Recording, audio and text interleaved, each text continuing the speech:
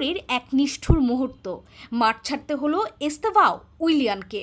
Match শেষে dressing রুমে তার চোখের জলই বলে দেয় এটা শুধু একটা চোট নয়, এটা হয়তো স্বপ্ন ভাঙ্গার ভয়।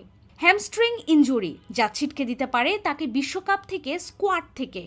মাত্র 18 বছর বয়সে যে স্বপ্নটা ছুতে যাচ্ছিল সেটাই কি তবে থেমে যাবে এখানেই? একদিকে বিবিসি বলছে শঙ্কার কথা, অন্যদিকে আশার আলো দেখাচ্ছেন ফাব্রিজিও রোমানো। 20 দিনের মধ্যেই ফিরতে পারেন এই তরুণ উইঙ্গার। কিন্তু প্রশ্নটা থেকেই যায়, ফিরলেও কি তিনি আগের মতো থাকবেন?